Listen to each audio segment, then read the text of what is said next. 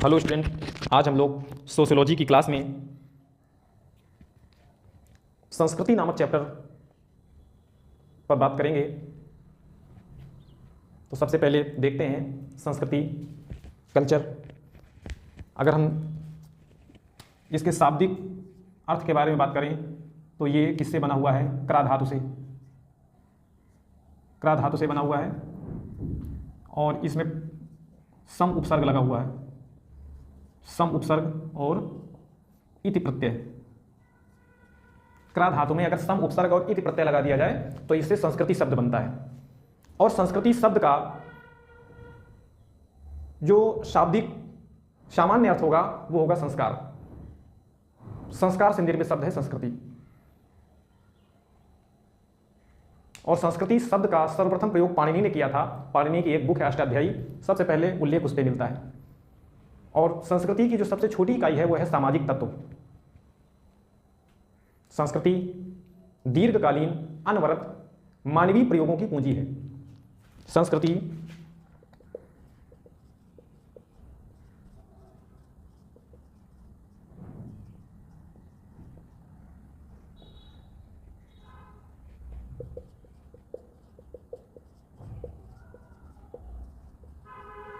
संस्कृति दीर्घकालीन अनवरत मानवीय प्रयोगों की पूंजी है। अब बात आती है कि जो मानवीय प्रयोग हैं ये क्या है? जैसे सामाजिक संरचना, जैसे त्यौहार, पर्व, उत्सव, रीति रिवाज, परंपराएं, मूल्य, नैतिक नियम, धर्म हो गया, कला का विकास, साहित्य का विकास, अध्यात्म या दर्शन, रहस्यवादी ज्ञान या बोली भाषा, लिपि, ये सब मानवीय प्रयोगों के अंतर्गत ही आता है। तो हमने क्या कहा कि संस्कृति दीर्घकालीन अनवरत मानवीय प्रयोगों की पूंजी है। नहीं समझ में आया? और सरल शब्दों में सुनो। तो इसे और सरल शब्दों में हम किस प्रकार से डिफाइन करेंगे कि मनुष्य ने बीते हुए काल में अपने द्वारा जिन मान्यताओं एवं परंपराओं, मूल्यों का निर्माण किया है, विरासत के रूप में उसी का संरक्षण संस्कृति है। विरासत के रूप में उसी का संरक्षण ही संस्कृति है। समझ में आया? तो मनुष्य बीते हुए काल में अपने द्वारा जिन मान्यताओं एवं परंपराओं एवं मूल्यों का निर्माण करता है और विरासत के रूप में उसी का संरक्षण करता है, तो उसे ही हम संस्कृति बोल देते हैं। संस्कृति का अर्थ यही होगा कि मनुष्य के सीखे हुए जो व्यवहार है वही संस्कृति। मनुष्य ने जो अपने व्यवहार में जिन चीजों को सीखा है और विरासत के रूप में उसका संरक्षण किया है वही उसकी संस्कृति है। और संस्कृति समय के अनुसार, स्थान के अनुसार बदलाव भी होता है। जैसे भिन्न भिन्न प्रदेशों में, भिन्न भिन्न देशों में, भिन्न भिन्न क्षेत्रों में जो है संस्कृति में विभिन्नता पाई जाएगी। अब यहाँ भारतीय संस्कृति और यूरोपीय संस्कृति या अमेरिकी संस्कृति या इंग्लैंड की संस्कृति या फ्रांस की संस्कृति या चीन की संस्कृति से सभी भिन्न भिन्न हैं। सभी की अपनी अलग अलग संस्कृति है। और भारत के अंदर भी तुम्हें उत्तर भारत की संस्कृति से दक्षिण भारत की संस्कृति अलग है और पश्चिम की संस्कृति से पूर्व की संस्कृति में भी बहुत विभिन्नता है। लेकिन भारत तो विविधताओं का देश है। संस्कृति अलग अलग होगी, भाषाएं अलग अलग होगी, पहरावा अलग होगा, जाति धर्म अलग अलग होगा, लेकिन रहेंगे साथ में। तो संस्कृति क्या है? ये स्थान के भिन्न भिन्न स्थान के अनुसार बदलती रहती है। जैसे कहावत में कहा गया है कि कोस कोस पर बदले पानी और दो कोस पे पानी। यहाँ के पानी में एक कोस आगे के पानी में थोड़ा सा डिफरेंट जरूर होगा और दो कोस पे पानी। यहाँ की जो भाषा है वहाँ की भाषा है, दोनों भाषाओं में काफ़ी विभिन्नता है। और देखा जाए तो संस्कृति की जो मुख्य वाहक है, संस्कृति की जो मुख्य वाहक है वो भाषा ही है। अगर भाषा एक है तो लगभग वहाँ की संस्कृति एक जैसी होगी। करते हैं तब संस्कृति हमारे आंतरिक और आध्यात्मिक गुण है। आप इस तरह समझिए कि संस्कृति क्या है? हमारे आंतरिक और आध्यात्मिक गुण है, अर्थात हमारे अंदर का गुण है। और ये बाह्य हो सकता है, बाह्य या जो है विभिन्न रूप में प्रकट हो सकता है। जो हमारा आंतरिक गुण है वो बाह्य रूप में या विभिन्न रूप में प्रकट हो सकता है, लेकिन गुण इसका आंतरिक ही होगा। जो संस्कृति का जो गुण है वो आंतरिक ही होता है, आध्यात्मिक होता है। अगर इसका बहुत सुंदर उदाहरण लेना है, क्योंकि अगर वो बाह्य है तो फिर वो सभ्यता है, वो संस्कृति नहीं है। अगर वो आंतरिक है तो ही वो संस्कृति है। जैसे एक एग्जांपल देकर के मैं समझाऊंगा कि जैसे पुष्प है और उसकी सुगंध है, तो पुष्प बाह्य है, सुगंध आंतरिक है। पुष्प को सभ्यता मान लें, सुगंध को संस्कृति मान लें, क्योंकि अगर पुष्प में सुगंध नहीं है तो वो पुष्प नहीं हो सकता। वो पुष्प कैसा? और देख लें, अगर शरीर और आत्मा, शरीर तो बाह्य है लेकिन आत्मा तो आंतरिक है, आध्यात्मिक है। तो शरीर हमारा सभ्यता है लेकिन आत्मा उसकी क्या है? संस्कृति है। तो देखा जाए तो दोनों एक दूसरे के पूरक हैं। सभ्यता और संस्कृति दोनों एक साथ रहेंगे तभी जाकर के उसकी पूर्ति होगी। ओबर ने कहा कि जो संस्कृति है उसको लगभग 108 तरीके से डिफाइन किया जा सकता है। ओबर ने कहा संस्कृति को लगभग 108 तरीके से परिभाषित किया जा सकता है। बताइए, भिन्न भिन्न तरीके से भिन्न भिन्न समाजशास्त्रियों ने इसको परिभाषित भी किया है। तो आई होप आप लोगों के समझ में आ गया होगा कि संस्कृति क्या है। आगे हम लोग पढ़ेंगे। तो संस्कृति क्या है? मानव निर्मित होती है। संस्कृति कैसी है? मानव निर्मित होती है। संस्कृति सीखा हुआ व्यवहार है। संस्कृति हस्तांतरित होती है, एक पीढ़ी से दूसरी पीढ़ी में ट्रांसफर होती है विरासत के रूप में। संस्कृति मानवीय आवश्यकताओं की पूर्ति करती है। संस्कृति मानवीय व्यवहार का नियंत्रण करती है। तो आगे हम लोग क्लास स्टार्ट करते हैं, ठीक है।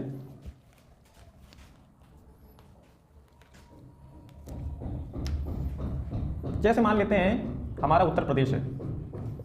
अब उत्तर प्रदेश का जो खान पान होगा, जो यहाँ का पहरावा होगा, या वस्त्र भी लिख सकते हो, जो यहाँ का धार्मिक व्यवहार होगा, जो यहाँ की परंपराएं होंगी,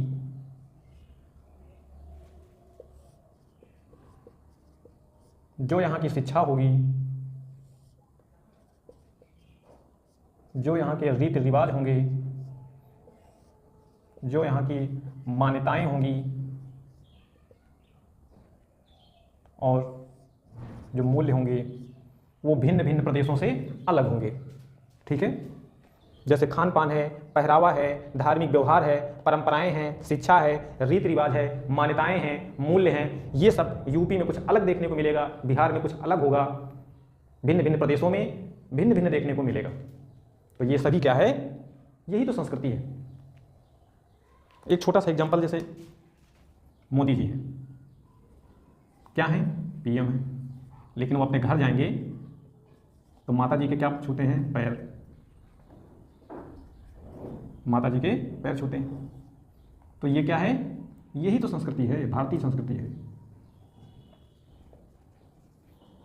ये भारतीय संस्कृति है। लेकिन अगर ये यूएसए में होते तो वहां पे गले मिलते।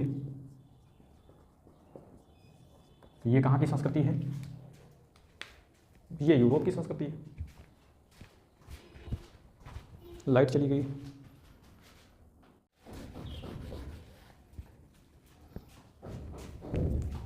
तो आई होप आप लोगों के समझ में आ गया होगा कि संस्कृति क्या है, ठीक है। जो हमारा खान पान है, जो हमारी भाषा बोली है, जो हमारा पहरावा है, जो हमारा धार्मिक व्यवहार है, जो हमारी शिक्षा है, जो हमारा मूल्य है, जो हमारी परंपराएं हैं, जो हमारे तीज त्यौहार हैं, पर्व हैं, उत्सव हैं, ये सभी क्या हैं?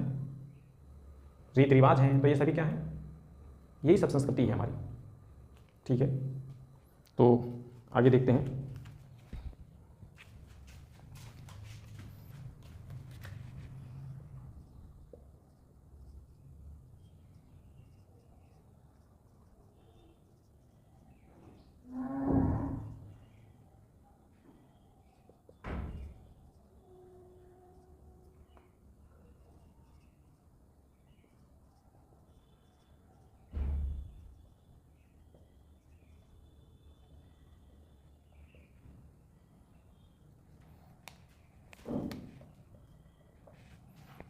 संस्कृति एक महत्वपूर्ण धरोहर है जो मानव पीढ़ी दर पीढ़ी आगे बढ़ाता है।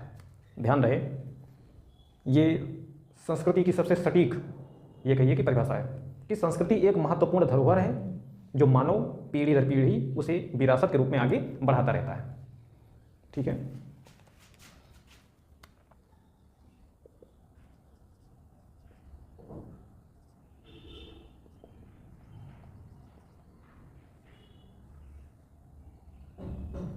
मैथ्यू आर्नोल्ड ने क्या कहा? संस्कृति जीवन में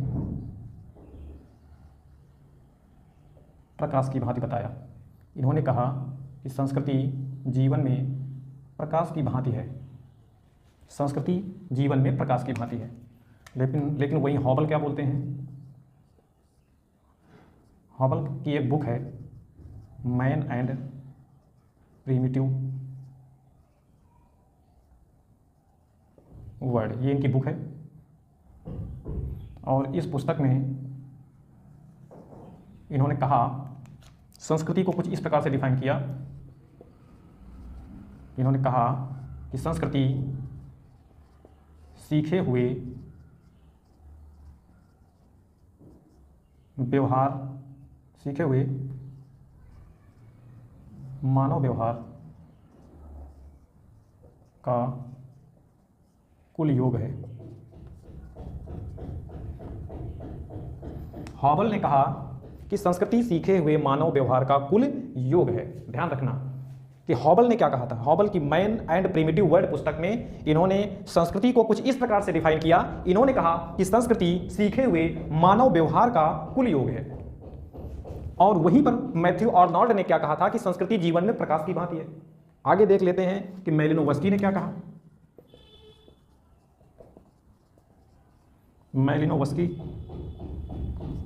मैलिनोवस्की ने कहा संस्कृति जीवन व्यतीत करने की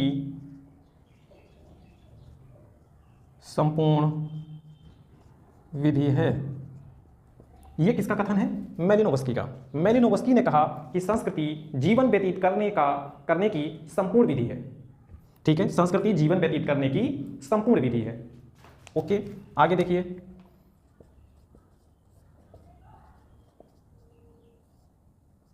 रॉल्फ लिंटन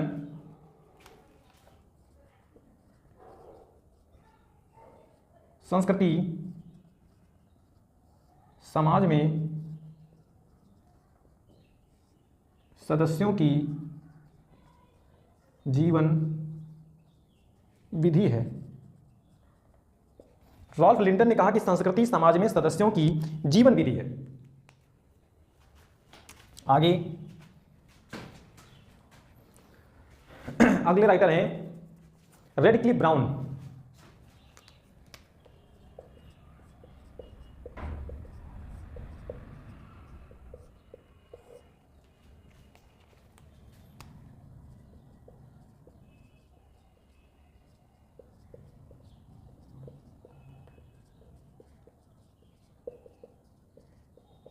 इन्होंने कहा कि संस्कृति व्यक्तित्व का प्रतीतिक पक्ष है। ठीक है, तो इन्होंने संस्कृति को कुछ इस प्रकार से डिफाइन किया। ठीक है, तो भिन्न भिन्न समाजशास्त्रियों के द्वारा, जैसे मैथ्यू आर्नोल्ड ने कहा कि संस्कृति जीवन में प्रकाश की भांति है। हॉबल ने कहा कि संस्कृति सीखे हुए मानव व्यवहार का कुल योग है। मैलिनोवस्की ने कहा कि संस्कृति जीवन व्यतीत करने की संपूर्ण विधि है। रॉल्फ लिंटन ने कहा कि संस्कृति समाज में सदस्यों की जीवन विधि है। और रेडक्लिफ ब्राउन ने कहा कि संस्कृति व्यक्तित्व का प्रतीतिक पक्ष है। तो इस प्रकार से अलग अलग समाजशास्त्रियों ने अलग अलग तरह से परिभाषित किया है।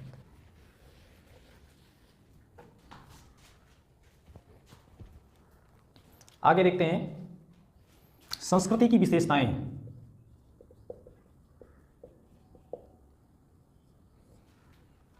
संस्कृति की विशेषताएं।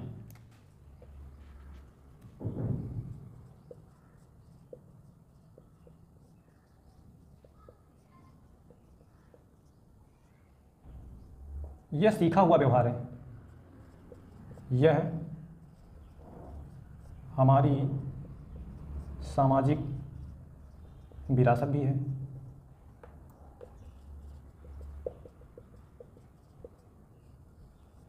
हस्तांतरित होती है।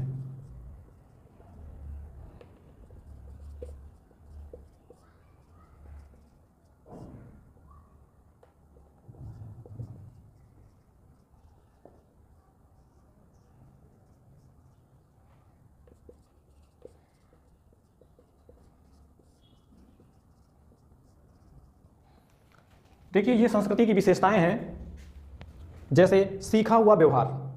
ठीक है, संस्कृति क्या है? ये हमारा सीखा हुआ व्यवहार है, जिसको हमने अपने पिछली पीढ़ी से, अपने बुजुर्गों से हमने सीखा है। ये हमारी सामाजिक विरासत है। बात वही है, हमने जो हमारा जो पिछला समाज था उस समाज से हमने लिया, इसको फिर आगे हम ट्रांसफर करेंगे। हस्तांतरित होती है, वही हमने इससे पहले पूर्व समाज से हमने लिया, इसके पहले के समाज से हमने लिया, अब इसके आगे के समाज को ट्रांसफर करेंगे। ये मानव व्यवहार को निर्धारित करती है और ये हमारे मानव व्यवहार को भी निर्धारित करती है, और ये सामाजिक व्यवहार है। ठीक है, ये क्या है? एक सामाजिक व्यवहार है, ये ना कि जैविकी व्यवहार है। ठीक है, आगे देखते हैं संस्कृति के प्रकार।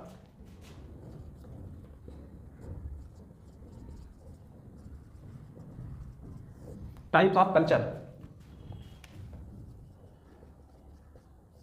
ऑकबर्न की एक पुस्तक है सोशल चेंज। सोशल चेंज, इस पुस्तक में उन्होंने संस्कृति को दो प्रकार से बताया है। एक तो बताया भौतिक संस्कृति, दूसरा उन्होंने कहा अभौतिक संस्कृति। भौतिक संस्कृति क्या होती है? जैसे मेज, कुर्सी, मकान, बर्तन। एक तरह से अगर हम इसे भौतिक संस्कृति को अगर हम सभ्यता कहें तो शायद गलत नहीं होगा। ठीक है, ये सभ्यता है, ये संस्कृति है, लेकिन उन्होंने भौतिक संस्कृति और अभौतिक संस्कृति में उसे बांट दिया है। और जैसे अभौतिक संस्कृति है तो इसमें मानव व्यवहार आ जाएगा, चरित्र आ जाएगा, आदतें आ जाएंगी और भावनाएं। तो इसीलिए इसे सोरोकिन ने क्या बोला है? नोट लगा के लिख लेना। सोरोकिन ने इसे का मतलब अभौतिक संस्कृति को भावनात्मक संस्कृति भी कहा है।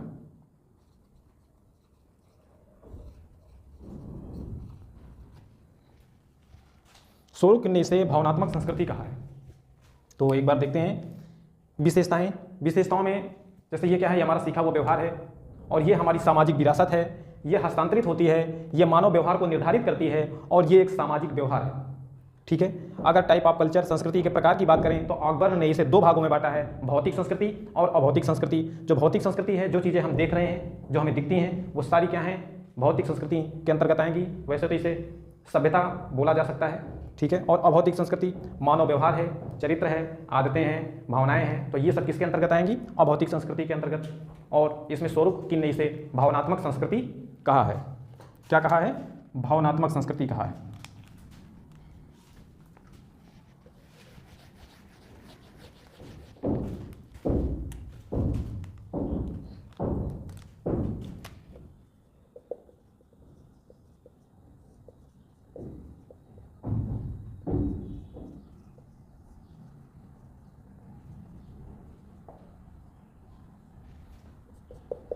संस्कृति की प्रमुख अवधारणाएं।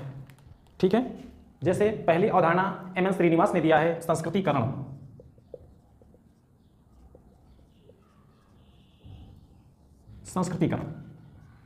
संस्कृतिकरण की अवधारणा किसने दिया है?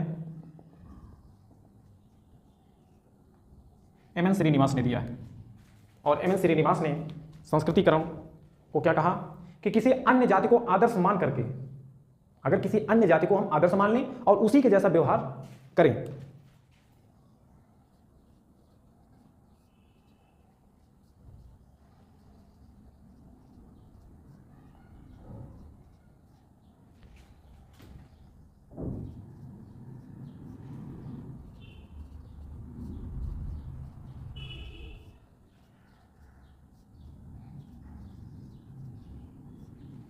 किसी जाति को आदर्श मानकर उसी के जैसा व्यवहार करने लग जाना ही क्या है? संस्कृतिकरण है। और ये अवधारणा एम एन श्रीनिवास के द्वारा दी गई है।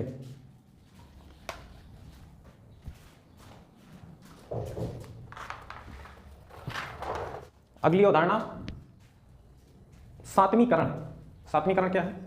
सातवीकरण का मतलब होता है कि हिंदू और मुस्लिम अगर साथ साथ रहने लगे, मिलजुल करके साथ साथ रहते हैं, तो वो क्या है? सातवीकरण है।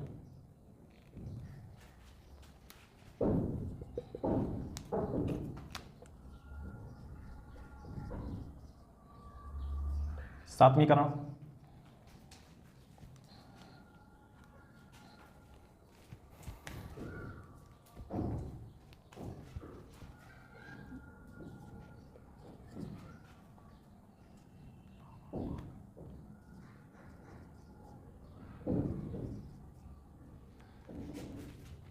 रॉबर्ट पार्क ने यह अवधारणा दी है, इसका क्या मतलब हुआ? हिंदू और मुस्लिम अगर ये साथ साथ रहने लगे मिलजुल कर,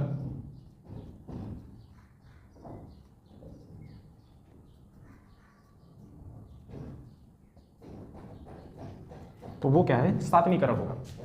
ठीक है। और अगर हम सामाजिकरण की बात करें,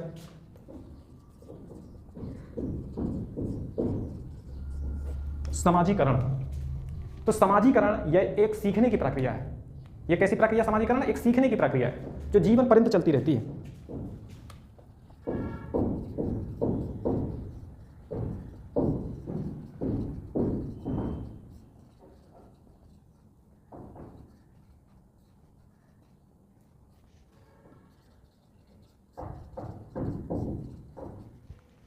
ठीक है। तो समाजीकरण यह एक सीखने की प्रक्रिया है जो जीवन पर्यंत चलती रहती है।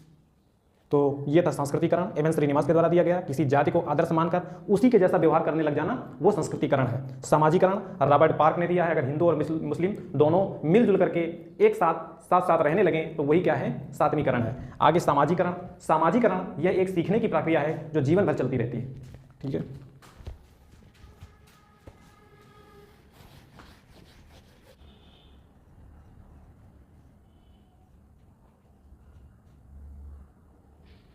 एडवर्ड बर्नर ने दिया सांस्कृतिक अवशेष।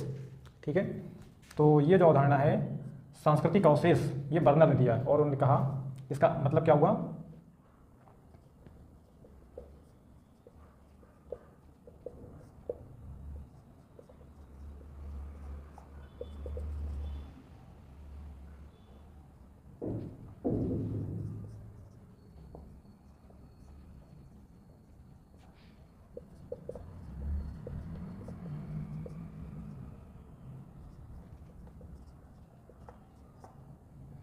सांस्कृतिक अवशेष एडवर्ड बर्नर ने दिया है और इन्होंने कहा कि जैसे अंग्रेजों की बनाई गई शिक्षा पद्धति में जो है भारत पर जो प्रभाव है, जो अंग्रेजों ने शिक्षा पद्धति बनाई थी, उसका आज भी भारत की शिक्षा व्यवस्था पर उसका प्रभाव देखने को मिलता है। तो वो क्या है? सांस्कृतिक अवशेष है। ठीक है। वो क्या है? सांस्कृतिक अवशेष।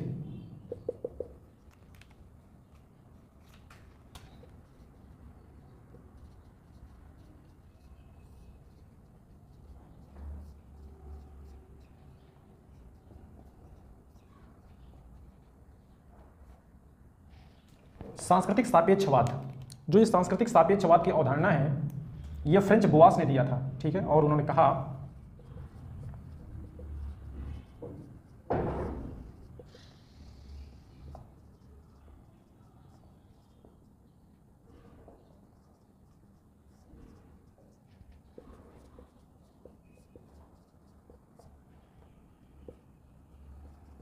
एग्जाम्पल जैसे हिंदू बनाम मुस्लिम, जैसे भारत बनाम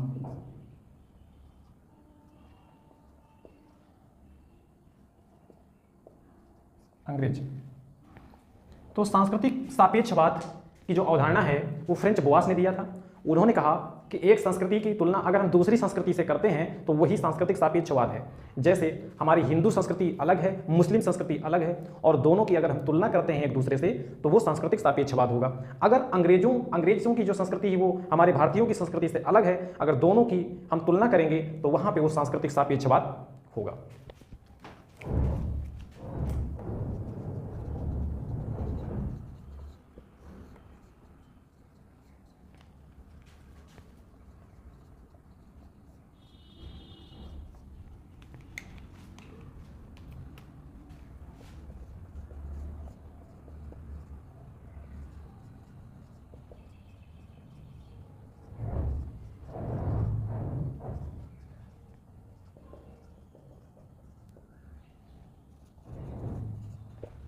किसी संस्कृति के निर्माण का प्रमुख केंद्र जो होता है उसी को ज़्यादा बेहतर समझ में आता है। जैसे चीन में नूडल्स खाने की और अमेरिका में पिज्ज़ा बर्गर, भारत में दाल चावल खाने की। तो सांस्कृतिक केंद्र ये बिस्नर क्लार्क ने दिया है और इन्होंने कहा कि किसी संस्कृति के निर्माण का प्रमुख केंद्र जो होता है, किसी संस्कृति के निर्माण का जो प्रमुख केंद्र होता है, जैसे नूडल्स का केंद्र क्या है, चीन, और पिज्ज़ा बर्गर अमेरिका, तो उसी प्रकार से कहा गया है कि उसको ज़्यादा समझ में आता है, उसी को ज़्यादा बेहतर को समझ में आता है। ठीक है, तो जितना नूडल्स चीन में पसंद किया जाएगा, लोगों को पसंद होगा, लाइक करेंगे, उतना यहाँ भारत में उसे कोई लाइक नहीं करेगा। ठीक है, तो क्योंकि वो वहाँ का सांस्कृतिक केंद्र है उसका।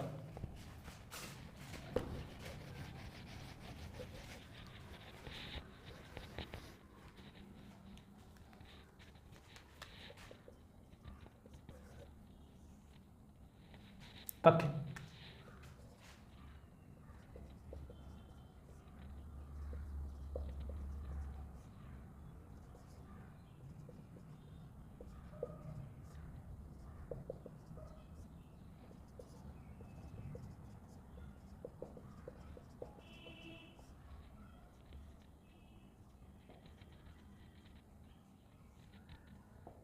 नौ सांस्कृतिक क्षेत्र, क्रोबर ने बताया 6 सांस्कृतिक क्षेत्र और हर्ट्ज़कोविट्ज़ ने बताया 15 सांस्कृतिक क्षेत्र।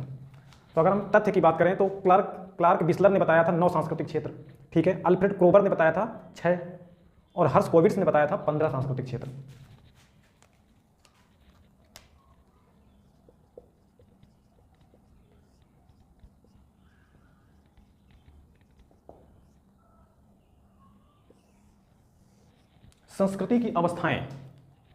संस्कृति की अवस्थाएं देखें तो हेनरी मॉर्गन ने बताया जंगली अवस्था, बताया बर्बर अवस्था और तीसरी बताया सभ्य अवस्था। तो जो जंगली अवस्था है उसको हम बोलते हैं प्राथमिक अवस्था, और जो दूसरी है वो है आग का आविष्कार। ठीक है, पशुपालन इसी समय पर हुआ और पहिए का आविष्कार, और जो सभ्य अवस्था थी तकनीकी का विकास हुआ। इसके समय में क्या हुआ, तकनीकी का विकास हुआ, परिवार, नातेदारी, विवाह जैसी संस्थाओं का उदय हुआ। तो अगर संस्कृति की अवस्थाओं की बात करें तो हेनरी मॉर्गन ने बताया कि जंगली अवस्था, बर्बर अवस्था और सभ्य अवस्था। तो जो जंगली अवस्था थी, तो वो प्राथमिक अवस्था थी। जंगली अवस्था क्या थी, प्राथमिक अवस्था थी। जो बर्बर अवस्था थी उसी समय पे आग का आविष्कार हुआ, उसी समय पे पहिए का भी आविष्कार हुआ, उसी समय पे पशुपालन होने लगा, संग्रह करके रखने लगा अनाज को। और इसके बाद सभ्य अवस्था आ गई, तकनीकी का विकास हुआ, और जब तकनीकी का विकास हुआ तो उसके साथ साथ कुछ संस्थाएं बनने लगी, जैसे परिवार है, विवाह है, नातेदारी है। तो ये थी इसकी अवस्थाएं।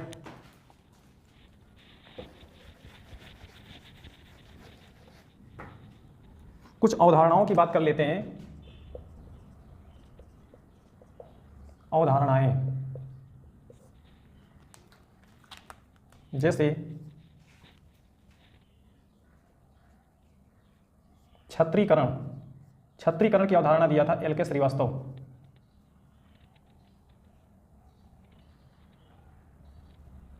दरिद्रीकरण की जो अवधारणा दिया था वो कार्ल मार्क्स ने दिया था। नेक्स्ट देखें तो मिथ्याकरण, यह अवधारणा दिया था रॉल्फ लिंटन ने।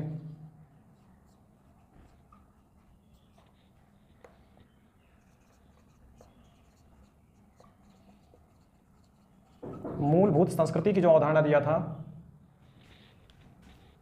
एक मिनट सॉरी, एडवर्ड शापिर ने दिया था। ठीक है, मिथ्याकरण एडवर्ड शापिर ने दिया था, और जो मूलभूत संस्कृति है ये रॉल्फ लिंटन ने दिया था।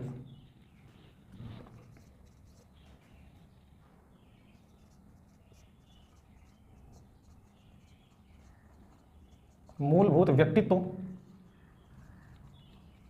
की अवधारणा गार्डिनर ने दिया था।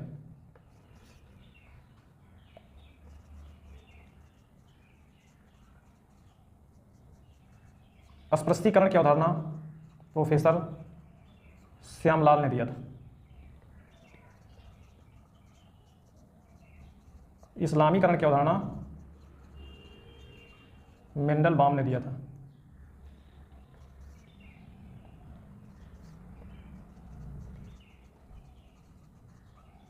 पर संस्कृति ग्रहण की जो अवधारणा थी वो लिंटन ने दिया।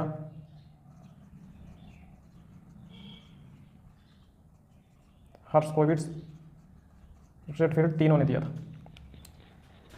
तो देखिए, छत्रीकरण की जो अवधारणा दिया एल के श्रीवास्तव ने दिया, दरिद्रीकरण कार्ल मार्क्स ने दिया, मिथ्याकरण एडवर्ड शापिर ने दिया, मूलभूत संस्कृति राल्फ लिंटन ने दिया, मूलभूत व्यक्तित्व गार्डिनर ने दिया, अस्पृश्यीकरण प्रोफेसर श्यामलाल ने दिया, इस्लामीकरण मेंडलबाम ने दिया, पर संस्कृति ग्रहण लिंटन ने दिया, हर्ट्ज़कोविट्ज़ और रेडफील्ड तीनों ने मिल करके दिया। ठीक है, तो पर संस्कृति ग्रहण है क्या, थोड़ा सा ये देख लेते हैं।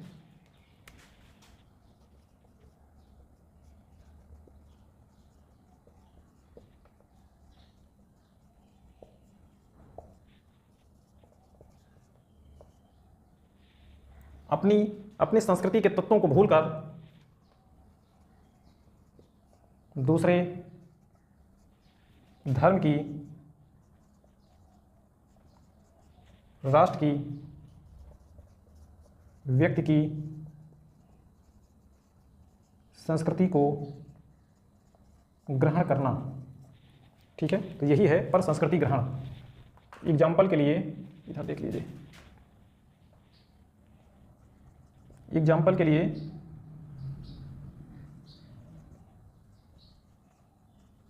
धर्म परिवर्तन जो होता है, धर्म परिवर्तन हिंदू से मुस्लिम, मुस्लिम से हिंदू बन गया।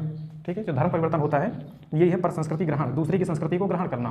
ठीक है, जैसे वो भारतीय है, इंडियन है, लेकिन वो यूएसए की संस्कृति को ग्रहण कर लिया, पश्चिमीकरण उसका हो गया, तो पर संस्कृति ग्रहण। तो अपने संस्कृति के तत्वों को भूलकर दूसरे के धर्म की, राष्ट्र की, व्यक्ति की संस्कृति को ग्रहण कर लेना ही क्या है, पर संस्कृति ग्रहण है। ठीक है,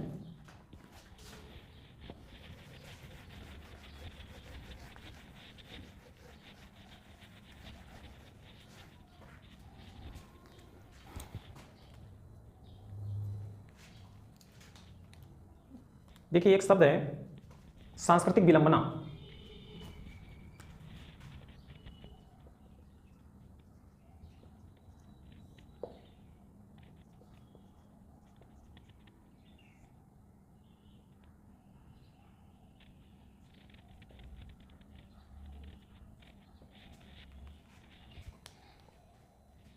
नहीं, अकबर ने दिया था ये। सांस्कृतिक विलंबना किसने दिया, अकबर ने दिया था।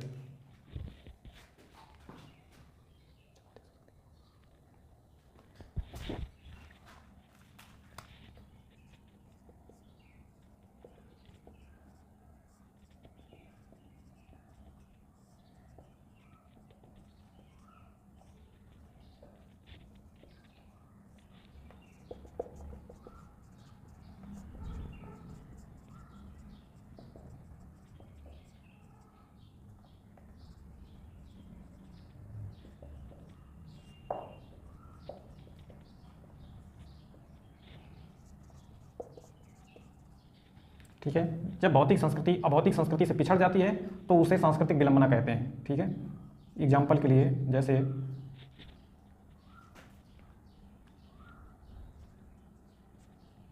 सच बोलने वालों की संख्या कम हो गई। ठीक है, सच बोलने वालों की संख्या कम हो गई, पैसे का महत्व बढ़ गया, तो पैसे का महत्व बढ़ रहा है, सच घट रहा है। तो ये क्या है, एक तरीके कि ये भौतिक संस्कृति है, ये अभौतिक संस्कृति है। दोनों साथ साथ नहीं चल रहे हैं तो ये आगे निकल जाएगी और ये पीछे हो जाएगी। तो जो बीच में गैप बना वो गैप को ही हम सांस्कृतिक विलंबना कहते हैं। ठीक है, इसे हम बोलेंगे कल्चरल लैग। कल्चरल लैग, ठीक है। जो भौतिक संस्कृति और अभौतिक संस्कृति, जैसे भौतिक संस्कृति आगे निकल गई, अभौतिक संस्कृति पीछे हो गई, तो जो दोनों के बीच में जो गैप हो गया उस गैप को ही हम कल्चरल लैग कहते हैं। ठीक है, तो इस अवधारणा को ध्यान रखना कि भौतिक संस्कृति और अभौतिक संस्कृति के बीच में जो गैप हो गया वही है कल्चरल लैग। ओके,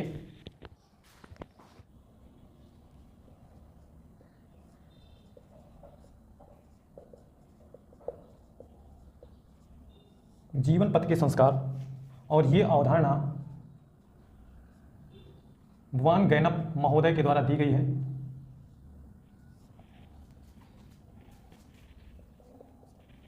जीवन पथ के संस्कार, इन्होंने कहा मनुष्य का जीवन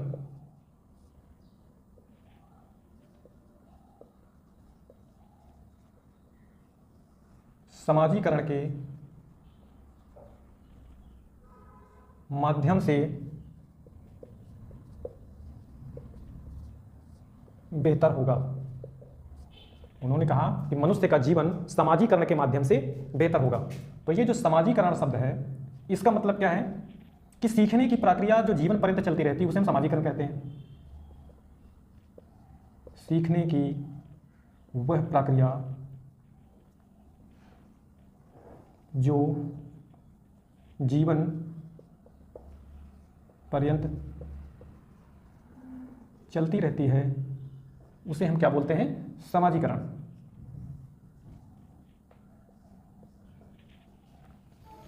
ठीक है, तो जीवन भर संस्कार भी चलते रहते हैं जन्म से मृत्यु तक। जैसे हिंदुओं में 16 संस्कार होते हैं। हिंदुओं में 16 संस्कार होते हैं। जैसे पहला गर्भाधान, दूसरा जात कर्म होता है और तीसरा पशुवन होता है, सीमात्रयन होता है। चौथा क्या होता है? सीमात्रयन। फिर क्या होता है? विवाह होता है। ठीक है,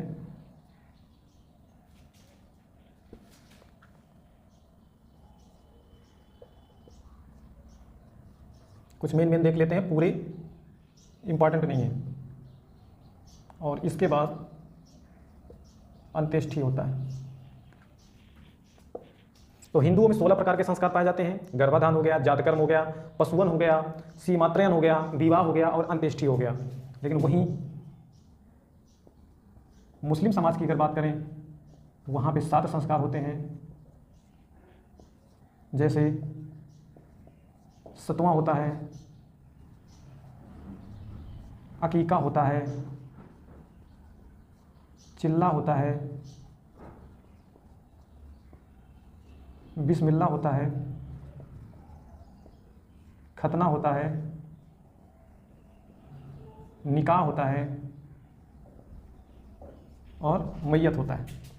ठीक है, तो हिंदुओं में देखें तो अंत्येष्टि और मुस्लिमों में देखें तो मैयत, ये दोनों एक ही समय पे होते हैं। ठीक है, तो इस प्रकार जो वान गैनप हैं, तो वान गैनप महोदय के द्वारा जीवन पथ के संस्कार नामक अवधारणा दी गई है, जिसमें उन्होंने कहा कि मनुष्य का जीवन समाजीकरण के माध्यम से बेहतर हो सकता है। अब समाजीकरण का अर्थ हम पहले, समाजीकरण की जो अवधारणा हम लोग पहले पढ़ चुके हैं, जिसमें हमने बताया था कि जो जीवन भर सीखने, जीवन पर्यंत सीखने की जो प्रक्रिया है, जो सीखने की प्रक्रिया जो जीवन भर चलती रहती है उसे हम समाजीकरण कहते हैं। और हिंदुओं में देखें तो 16 प्रकार के संस्कार होते हैं जो जन्म से लेकर के, गर्भाधान से लेकर के मृत्यु तक चलते रहते हैं। गर्भाधान हो गया, पुष्वन हो गया, सीमात्रयन हो गया, जातकर्म हो गया, विवाह हो गया, अंत्येष्टि हो गया। और अगर यही मुस्लिमों में देखें तो 7 प्रकार के संस्कार पाए जाते हैं।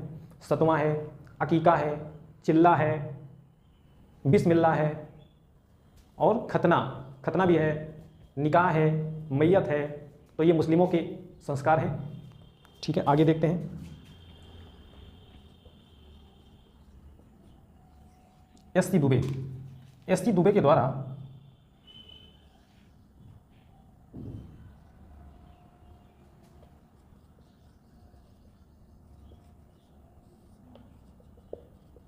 पारिवारिक संस्कार वो होते हैं जो परिवार के द्वारा सीखे जाते हैं। जातीय संस्कार वो होते हैं जो अपनी जाति के माध्यम से सीखे जाते हैं। और जो ग्रामीण क्षेत्रों में जो संस्कार पाए जाते हैं वो ग्रामीण संस्कार होते हैं।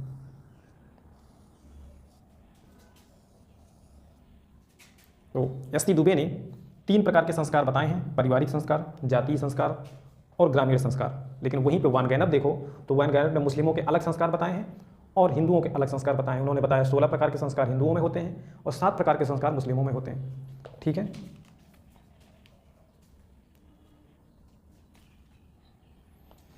तो आगे देखते हैं।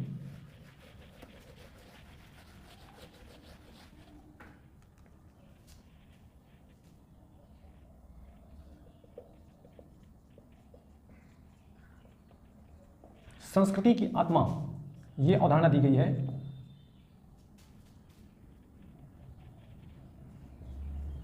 रूथ बेनेडिक्ट के द्वारा।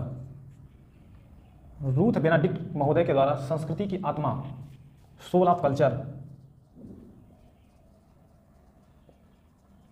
ये अवधारणा रूथ बेनेडिक्ट के द्वारा दी गई है। तो इन्होंने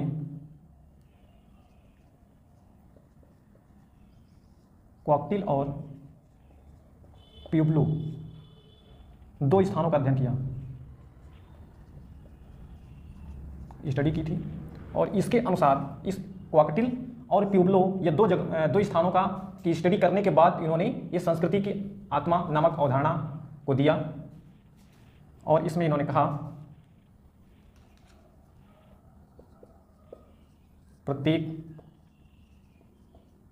प्रत्येक संस्कृति एक आत्मा होती है।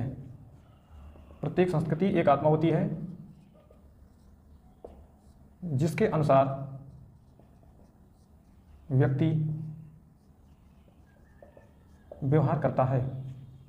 जिसके अनुसार व्यक्ति व्यवहार करता है। जैसे एग्जाम्पल के लिए बिहार का कोई व्यक्ति है या यूपी का कोई व्यक्ति है और कहाँ गया वो, यूएसए गया और इंग्लैंड गया। वहाँ पर यूपी के ही किसी व्यक्ति से इसकी मुलाकात हुई, तो दोनों के बीच जो संचार हुआ, दोनों के बीच जो बातचीत हुई, वो किस भाषा में होगी, वो यूपी की ही भाषा में, अवधी भाषा में ही होगी। क्योंकि वो भी यूपी का और ये भी यूपी का, भले ही यूएसए में है लेकिन वो सेम लैंग्वेज पे ही, अपनी क्षेत्रीय लैंग्वेज पे ही बात करेंगे। ठीक है, जब 2 लोग एक ही प्रदेश के मिलेंगे तो अपनी भाषा में ही बात करेंगे। ठीक है, तो फिर से समझ लेते हैं। एस.टी. दुबे के द्वारा संस्कार 3 प्रकार के बताए गए। उन्होंने कहा कि पारिवारिक संस्कार, जो हम परिवार से जो संस्कारों को सीखते हैं वो पारिवारिक संस्कार हैं। जो अपनी जातियों से सीखते हैं वो जातीय संस्कार हैं। जो ग्रामीण एरिया में जाकर के जो संस्कार गांव से सीखते हैं वो ग्रामीण संस्कार हैं। और इसके बाद संस्कृति की आत्मा नामक जो अवधारणा है वो रूथ बेनेडिक्ट के द्वारा दी गई है। रूथ बेनेडिक्ट ने कॉकटेल और प्यूब्लो 2 ऐसी जगह हैं, कॉकटेल और प्यूब्लो, उन जगहों का, उन स्थानों का अध्ययन करने के बाद उन्होंने संस्कृति की आत्मा नामक अवधारणा को दिया, सोल ऑफ कल्चर। उन्होंने बताया कि प्रत्येक संस्कृति एक आत्मा होती है। प्रत्येक संस्कृति अपने आप में क्या है, एक आत्मा होती है जिसके अनुसार व्यक्ति व्यवहार करता है। अगर 2 बिहारी जाकर के यूएसए में मिलते हैं तो दोनों बिहारी में ही लैंग्वेज पे ही बात करेंगे, बिहार के ही लैंग्वेज पे बात करेंगे, तो उसे हम क्या बोलेंगे, संस्कृति की आत्मा।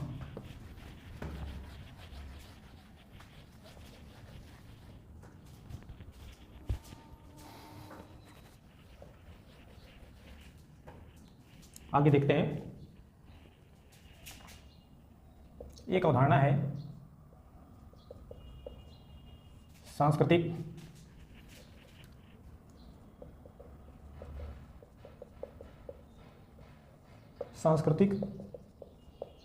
झटका।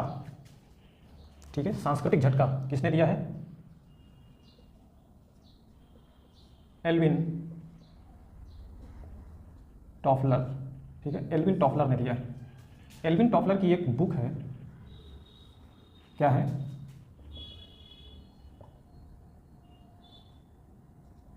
Future shock. फ्यूचर शॉक, और उससे अवधारणा क्या दिया? कल्चरल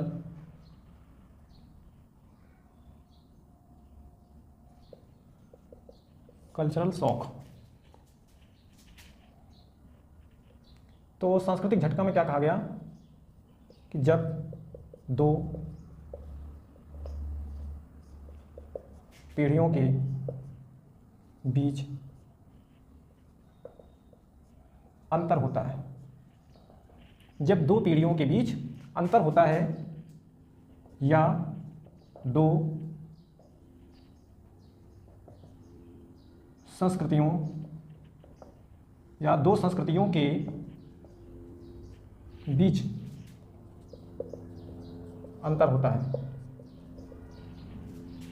जब दो पीढ़ियों के बीच अंतर होता है या दो संस्कृतियों के बीच अंतर होता है तो उसे ही हम सांस्कृतिक झटका कहते हैं। जैसे एग्जाम्पल के लिए जैसे कोई बनारस का व्यक्ति है, बनारस का कोई व्यक्ति है, ये गया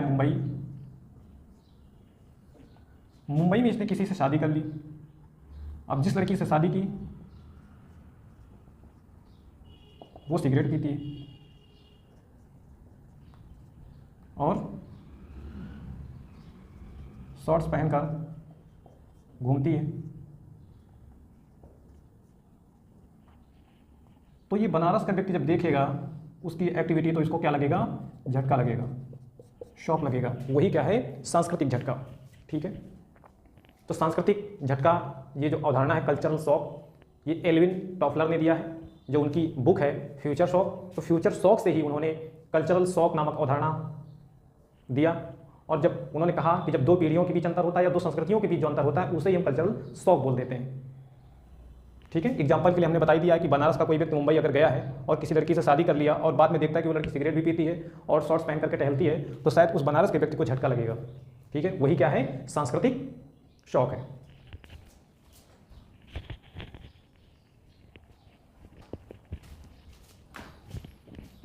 आगे देखते हैं सांस्कृतिक पुनरुत्पादन। तो ये अवधारणा पियरे बोर्दियू के द्वारा दी गई है। किसने दिया है? पियरे बोर्दियू के द्वारा दी गई है। तो इन्होंने कहा अगर हम पियरे बोर्दियू जब किसी व्यक्ति पर नई संस्कृति को सीखने का दबाव बने तो उसे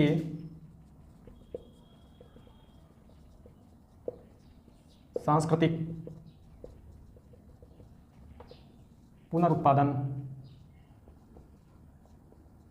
कहते हैं। सांस्कृतिक पुनरुत्पादन पियरे बोर्दियू के द्वारा दी गई अवधारणा है। तो उसमें यह कहा गया है कि जब कोई व्यक्ति है और उस व्यक्ति पर एक नई संस्कृति को सीखने का अगर उस पर दबाव बन रहा है तो वही सांस्कृतिक पुनरुत्पादन है। कहने का मतलब यह है कि अगर कोई व्यक्ति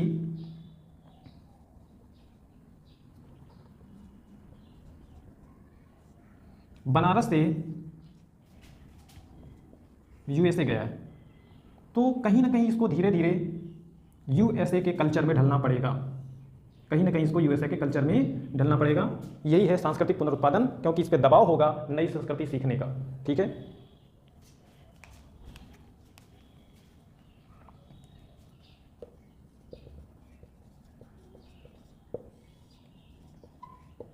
सांस्कृतिक पूंजी पियरे बोर्दियू के द्वारा ये दी गई अवधारणा है। इसमें कहा गया एक ऐसी संस्कृति एक ऐसी सांस्कृतिक प्रतिमान जो किसी व्यक्ति की व्यक्ति की पहचान बताता है। सांस्कृतिक पूंजी क्या है? पीरे बोर्दियू के द्वारा दी गई एक अवधारणा है, और सांस्कृतिक पूंजी का अर्थ है कि एक ऐसा सांस्कृतिक प्रतिमान जो किसी व्यक्ति की पहचान को बताता है। एग्जाम्पल के लिए, जैसे कोई राजस्थानी व्यक्ति है, वो कहाँ जाता है? बिहार, तो बिहार के लोग उसे पहचान लेंगे। और कोई बिहारी है, वो पहुँच जाता है केरला, तो केरला के लोग भी उसे पहचान लेंगे। कैसे पहचान लेंगे? उसकी संस्कृति को देख करके पहचान लेंगे। यही है सांस्कृतिक पूंजी। ठीक है, जिस सांस्कृतिक पूंजी को वो अपने आप से अलग नहीं कर सकता है, कहीं भी जाएगा लोग उसे पहचान लेंगे कि ये राजस्थानी है, ये यूपी का है, या एमपी का है, या कहीं का भी है, या गुजराती है, या मराठी है, या द्रविड़ है, वो पहचान लिया जाएगा क्योंकि उसकी संस्कृति उसके साथ है। ठीक है,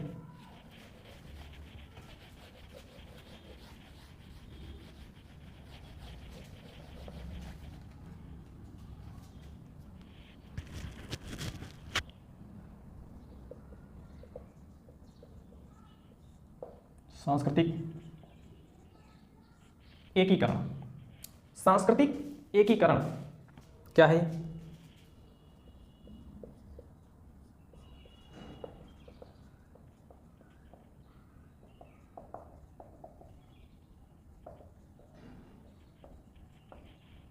विभिन्न संस्कृतियों को साथ लेकर के चलना।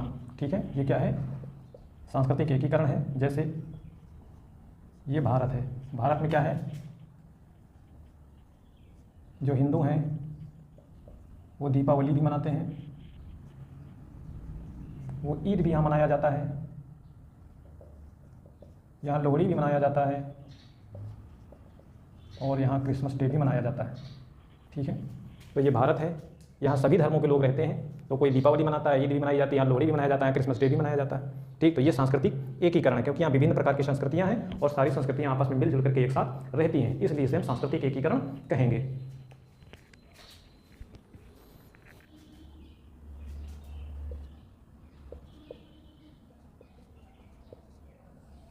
प्रकार्यात्मक प्रारूप। तो प्रकार्यात्मक प्रारूप में मालिनोवस्की और रेडक्लिफ ब्राउन, इनके द्वारा ये अवधारणा दी गई है प्रकारात्मक प्रारूप की। तो इसमें बताया गया है कि जो प्रकार्य है वो क्या है? व्यक्ति, समाज का कोई भी ऐसा कार्य जो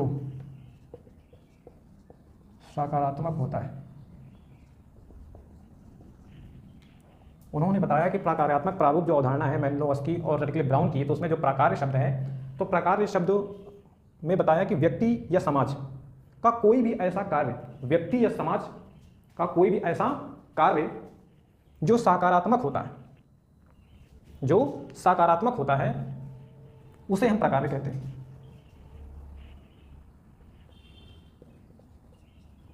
मालिनोवस्की की जैविक आवश्यकताएं।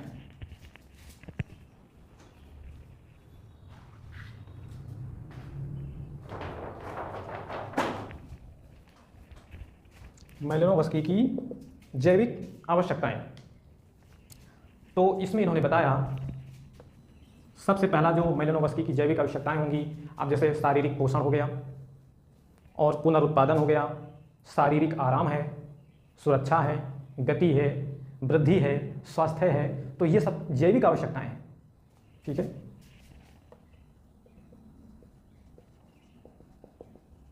शारीरिक पोषण,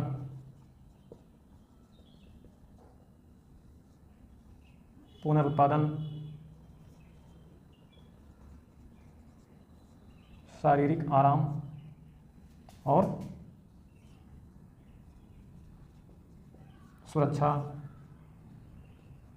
गति, वृद्धि, स्वास्थ्य। तो ये मैलिनोवस्की के द्वारा दी गई जो जैविक आवश्यकताएं हैं वो ये 7 हैं। शारीरिक पोषण है, पुनरुत्पादन है, शारीरिक आराम है, सुरक्षा है, गति है, वृद्धि है और स्वास्थ्य है। ठीक है, आगे देखते हैं। सांस्कृतिक प्रसार, क्लार्क बिस्लर के द्वारा दी गई इस सांस्कृतिक प्रसार की अवधारणा है। इन्होंने कहा कि एक संस्कृति को दूसरे राष्ट्र की संस्कृति पर प्रभाव, एक संस्कृति का दूसरे राष्ट्र की संस्कृति पर जो प्रभाव या प्रसार होता है उसे ही हम सांस्कृतिक प्रसार कहते हैं। उन्होंने कहा कि एक संस्कृति का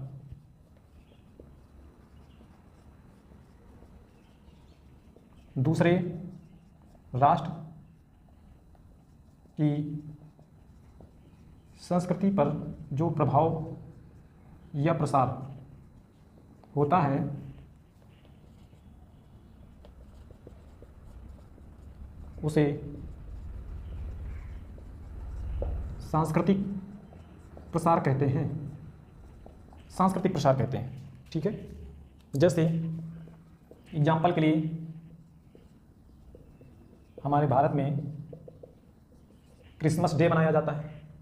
ठीक है, क्रिसमस डे, अब रोज डे भी मनाया जाने लगा है, प्रपोज डे भी मनाया जाने लगा है, बर्थडे भी मनाया जाने लगा है। तो कहीं ना कहीं ये सब क्या हैं, ये चीज़ें यूरोपीय संस्कृति से, यूरोपीय संस्कृति का हमारी भारतीय संस्कृति पर प्रभाव है, प्रसार है, इसीलिए इसको हम सांस्कृतिक प्रसार कहेंगे। और ये जो सांस्कृतिक प्रसार की अवधारणा है ये क्लार्क बिस्लर के द्वारा दी गई है।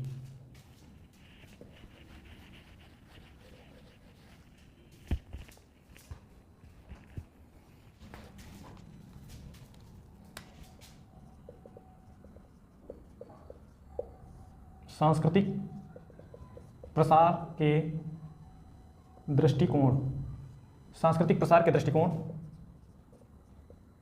जर्मन संप्रदाय, जर्मन संप्रदाय सांस्कृतिक घेरा या कुट्टर क्रीज संप्रदाय। तो जर्मन संप्रदाय सांस्कृतिक घेरा या कुट्टर क्रीज संप्रदाय, ये ग्रेवनर व एंकरमैन के द्वारा ये अवधारणा दी गई है। ठीक है, जर्मन संप्रदाय सांस्कृतिक घेरा या कुट्टर क्रीज संप्रदाय भी इसे बोलते हैं। ठीक है, इसका मतलब क्या हुआ, अपनी संस्कृति को मजबूती से पालन करना। ठीक है, अपनी संस्कृति का मजबूती से पालन करना। इसके बाद हम देखेंगे ब्रिटिश प्रसारवादी संप्रदाय। तो ब्रिटिश प्रसारवादी संप्रदाय स्मिथ और पैरी के द्वारा दी गई है। ठीक है, स्मिथ और पैरी के द्वारा। तो इसमें कहा गया, इसका मतलब क्या हुआ,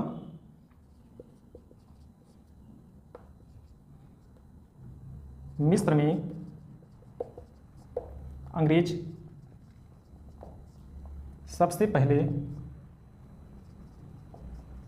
रहते थे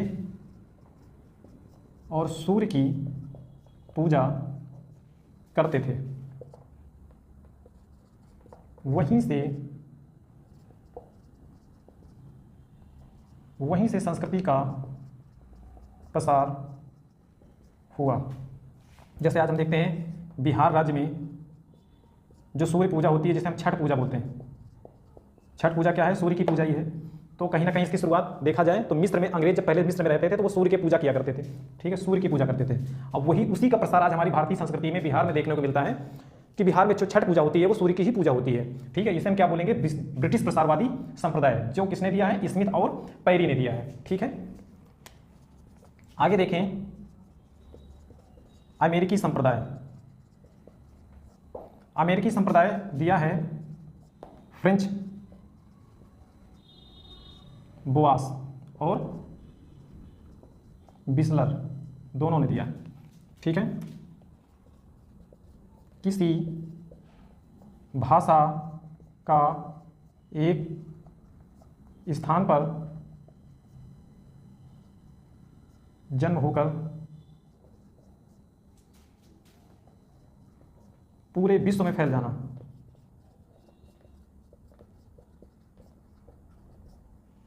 किसी भाषा का एक स्थान पर जन्म होकर पूरे विश्व में फैल जाना, या किसी संस्कृति का जो है एक स्थान पर जन्म होता है और पूरे विश्व में फैल जाती है, तो ऐसी संस्कृति को हम क्या कहेंगे? अमेरिकी संप्रदाय। ठीक है, जैसे एग्जाम्पल के लिए देखेंगे कि एग्जाम्पल के लिए जैसे देखें, पहले पिज्ज़ा कहाँ मिलता था? केवल अमेरिका में। ये व्यंजन, ये जो फूड बना, ये कहाँ बना? अमेरिका में। लेकिन आज कहाँ मिलता है?